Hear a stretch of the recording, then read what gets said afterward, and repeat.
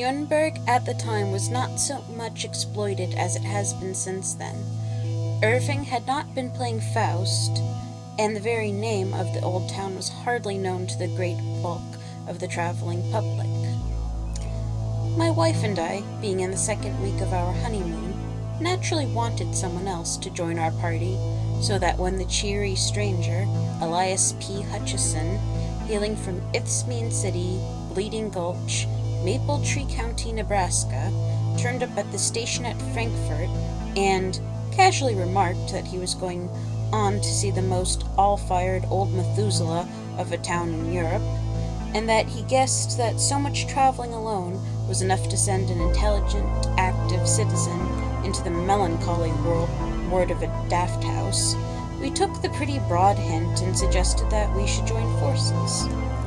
We found, on comparing notes afterwards, that we had each intended to speak with some diffidence or hesitation so as not to appear too eager, such not being a good compliment to the success of our married life. But the effect was entirely marred by both our beginning to speak at the same instant, stopping simultaneously, and then going on together again. Anyhow, no matter how it was done, and Elias P. Hutchison became one of our party, straight away Amelia and I found the pleasant benefit. Instead of quarreling, as we had been doing, we found that the restraining influence of a third party was such that we now took every opportunity of spooning in odd corners. Amelia declares that ever since she has, as the result of that experience, advised all her friends to take a friend on the honeymoon. Well, we did Nuremberg together, and much enjoyed the racy remarks of our transatlantic friend who, from his quaint speech and his wonderful stock of adventures, might have stepped out of a novel.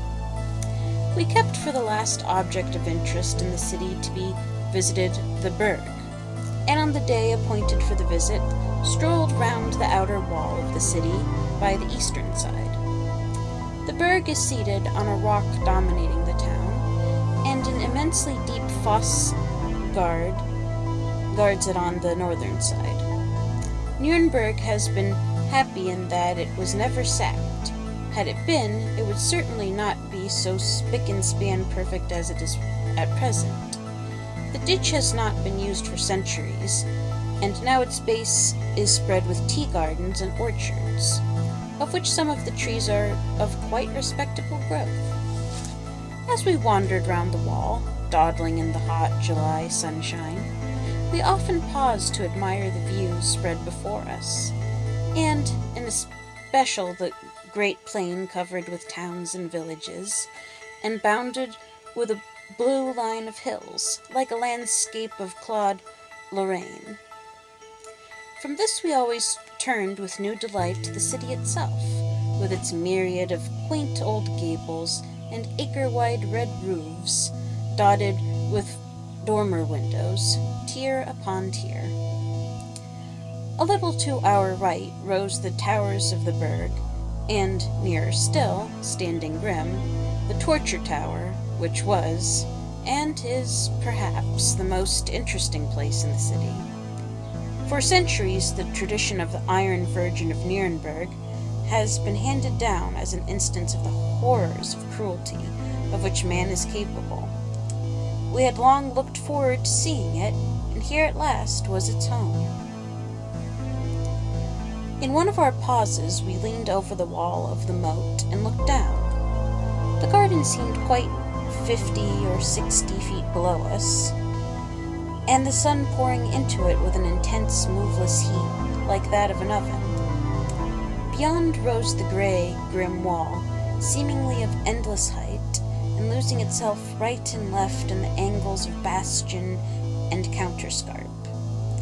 Trees and bushes crowned the wall, and above again towered the lofty houses on whose massive beauty time has only set the hand of approval. The sun was hot and we were lazy. Time was our own, and we lingered, leaning on the wall. Just below us was a pretty sight. A great black cat, lying stretched in the sun, whilst round her gambolled prettily a tiny black kitten. The mother would wave her tail for the kitten to play with, or would raise her feet and push away the little one as an encouragement to further play. They were just at the foot of the wall, and Elias P. Hutchinson, in order to help the play, stooped and took from the wall a moderate-sized pebble. "See," he said, "I will drop it near the kitten, and they will both wonder where it came from." "Oh, be careful," said my wife. "You might hit the dear little thing." "Not me, ma'am," said Elias P. "Why, I'm as tender as a Maine cherry tree. Lor bless ye, I wouldn't hurt the poor, pooty little critter more'n I'd help scalp a baby, and you may bet your variegated socks on that. See, I'll drop it fur away on the outside so's not to go near her." Thus saying, he leaned over and held his arm out at full length and dropped the stone. It may be that there is some attractive force which draws lesser matters to greater, or more probably that the wall was not plumb but sloped to its base, we not noticing the inclination from above, but the stone fell with a sickening thud that came up to us through the hot air, right on the kitten's head, and shattered out its little brains then and there. The black cat cast a swift upward glance, and we saw her eyes like green fire, fixed an instant on Elias P. Hutchinson, and then her attention was given to the kitten, which lay still with just a quiver of her tiny limbs, whilst a thin red stream trickled from a gaping wound.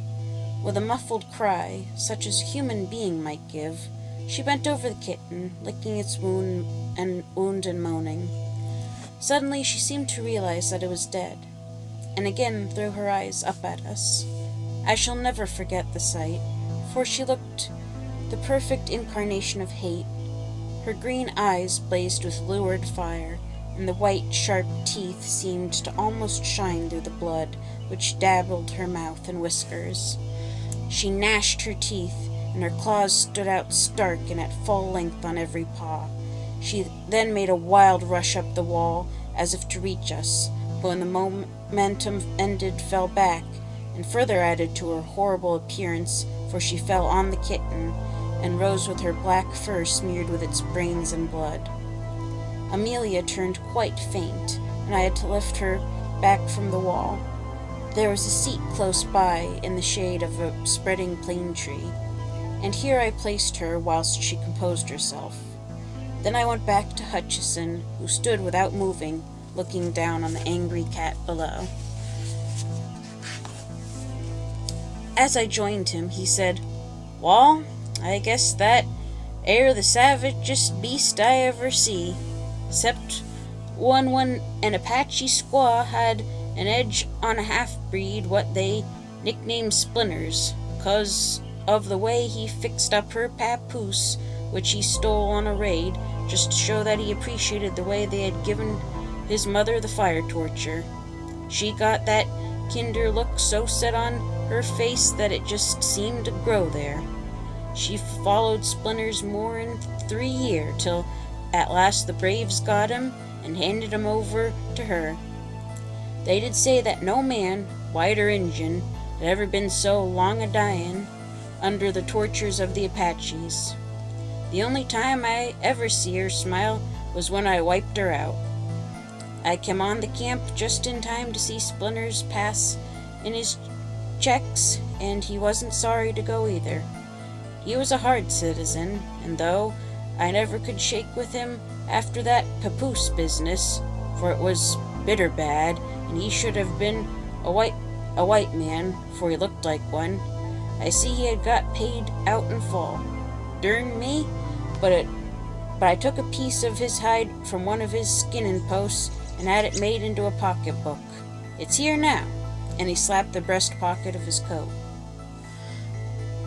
Whilst he was speaking, the cat was continuing her frantic efforts to get up the wall. She would take a run back and then charge up, sometimes reaching an incredible height. She did not seem to mind the heavy fall which she got each time, but started with renewed vigor, and at every tumble her appearance became more horrible. Hutchison was a kind-hearted man. My wife and I had both noticed little acts of kindness to animals as well as to persons, and he seemed concerned at the state of fury to which the cat had wrought herself. "Wall now," he said, "I do declare that poor critter seems quite desperate. There, poor thing, it was all an accident, though that won't bring back your little one to you. Say, I wouldn't have had such a bad thing happen for 1,000. Just shows what a clumsy fool of a man can do when he tries to play. Seems I'm too darn slipper-handed to even play with a cat.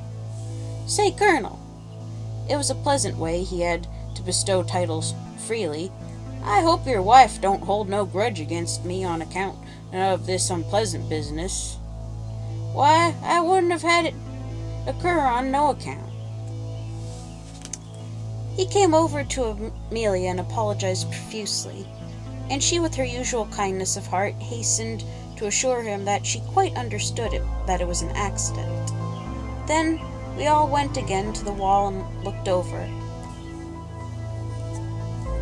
The cat missing Hutchison's face had drawn back across the moat and was sitting on her haunches as though ready to spring. Indeed, the very instant she saw him she did spring, and with a blind, unreasoning fury, which would have been grotesque, only that it was so frightfully real. She did not try to run up the wall, but simply launched herself at him as though hate and fury could lend her wings to pass straight through the great distance between them.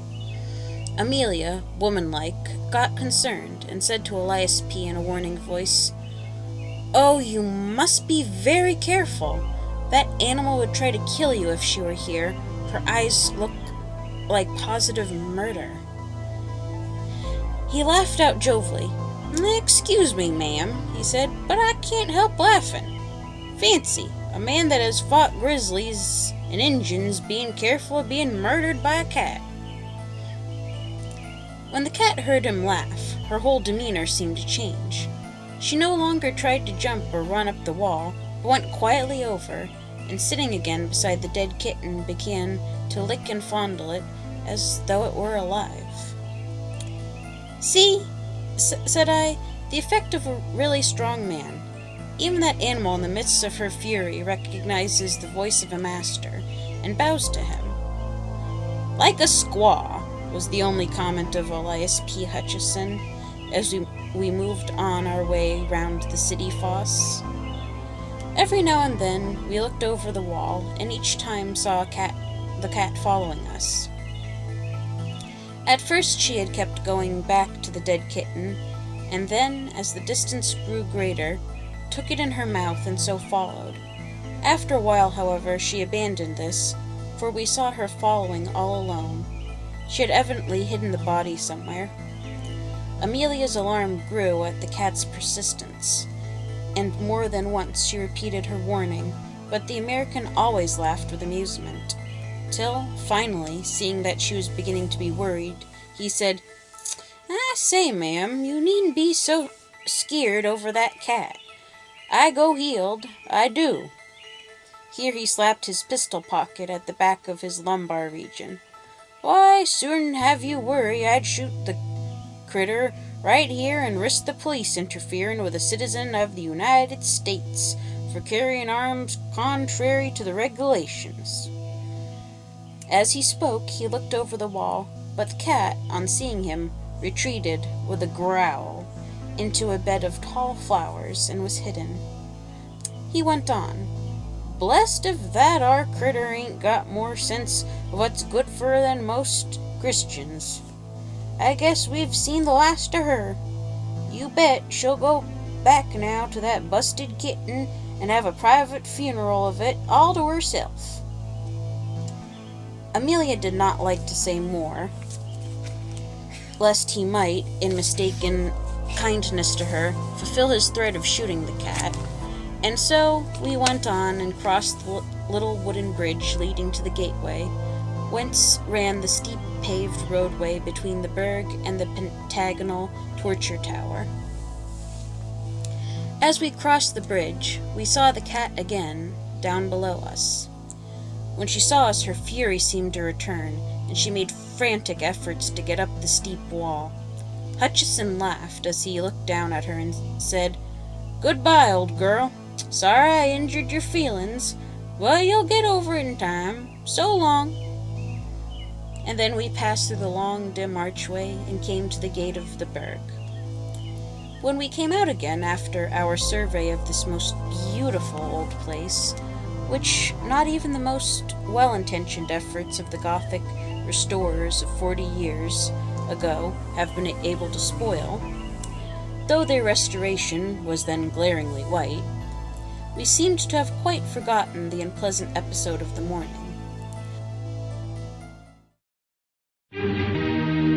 Like, subscribe. Thank you.